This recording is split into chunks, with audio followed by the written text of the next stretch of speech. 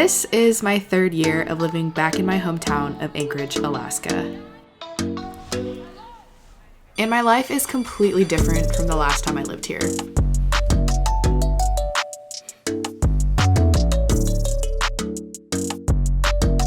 Granted, I lived here from ages 10 through 18, and I'm now 25.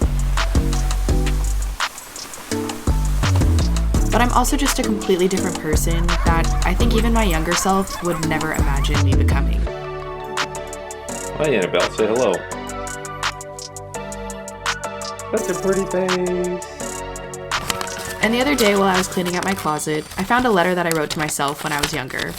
So when I was 12 years old, I wrote myself a letter because I was having an existential crisis. An existential 1/8 life crisis. I was so worried that I would not be the same person that I was at 12 years old in even a year or even like a moment later. Alright, so I've come to my old neighborhood because I thought it'd be really nostalgic, and there are people doing construction literally right in front of my old house that I lived in. So I'm like a little bit ahead of it. Let's get comfy. It's not that long. So this was written on March 16th, 2008, which made me about 12 years old. The subject is, keepin' it straight. Dearest Anne-Marie, as you may have or may have not noticed, you are a decent child. You have straight A's, keep your room and bathroom clean, helps out as much to the ability as possible, which isn't much but is okay. Well, this letter is to encourage you, me, the future person in my body. Please clean your room every week whenever it gets dirty. Clean the bathroom even if it's Callie's mess. If you want it done, you're gonna have to do it. Help out as much as your ability allows it. And keep your grades above a B average. If you do this, you will be trading for future things. Keeping good grades will lead to a good scholarship. A good scholarship means a good job with your own money. No dependency there. Miss Independent. Please keep this in mind. Give yourself a treat if you can keep up with yourself. Don't ever go boy crazy in middle school. They're not worth it, especially at that age. Keep your health healthy, face beautiful, and body fit. Love you loads, Anne-Marie. That's something that I distinctly remember writing. I was just so worried that I just wouldn't be the same person, and that I would change fundamentally, and that I would even have different goals, and all of what I was working for at that moment would go to shit because I would be a different person. I don't know, I feel like I owe myself like a letter.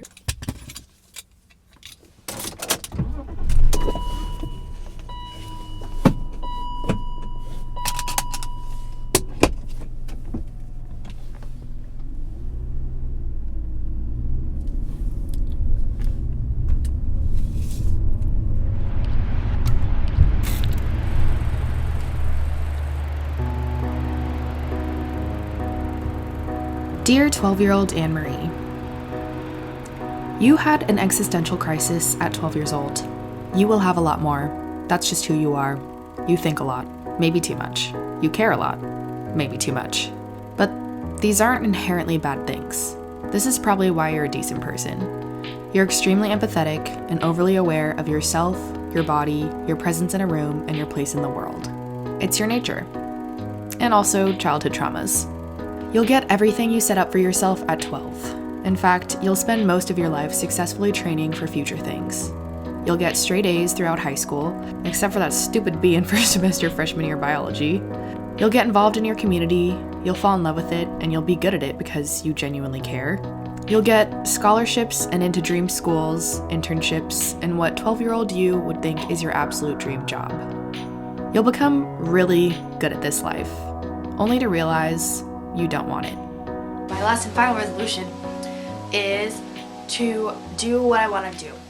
This isn't something where I want to be a rebellious teenager. I don't really know how I would say it, but it's like a reminder to myself. I'm talking about things that I can do, and I would have the full support of my family and friends if I chose to do them. And there are a lot of things, but the only thing that's in my way is me. And that's just something I'm completely not okay with. You'll realize that you were training and preparing and working so hard for future things that society told you you wanted. And when you get it, you'll feel empty inside. And guilty because you should be grateful. And you are grateful. except you'll still have the anxiety and unaddressed traumas that for a while you were able to justify away with your achievements. You'll feel trapped in an inner golden prison. But you'll find time and ways to heal and escape yourself. You'll prioritize success over everything for the first part of your life, and then you'll do the exact opposite, and you'll hit a rock bottom. Success is about being really alive, and being really alive is about being connected with others and knowing that they are our greatest resource, and that's where we are most alive, whether we're dancing tango, making love, responding to our child. You'll have a dark night of the soul awakening, and your perception of the world and idea of success will be flipped upside down. Don't worry, but you will, of course.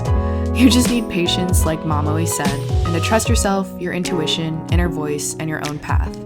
It's different from anyone else's, and you don't have to explain or justify that to anyone.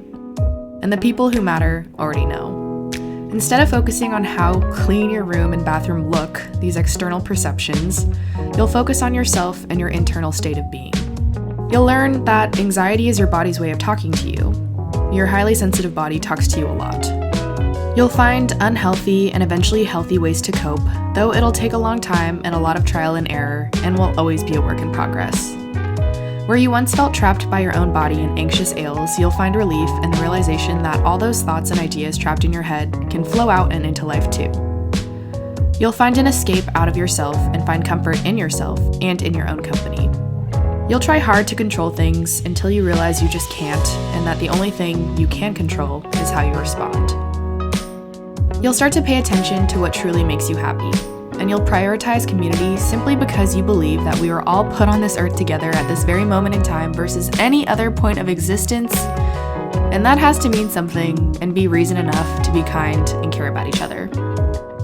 And you'll be so lucky to learn early that your family and friends love you for who you are, not for what your title is, how many subscribers you gain, or how much money you have saved up for your age.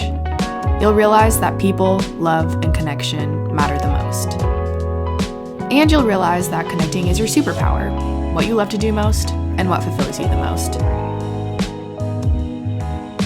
And then the whole world will shut down, and it too will be forced to begin its own dark night of the soul.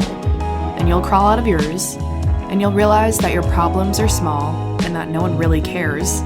So it's time to finally put those ideas and newfound dreams that were trapped in your head for so long out into the universe. You will experience many different lives in your life, little Anne-Marie. Change will just allow you to gain a wider breadth of experience so that you can determine who you truly are and what you truly value.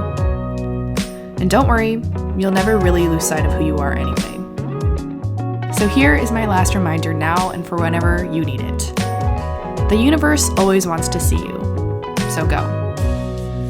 Love you more, Anne-Marie.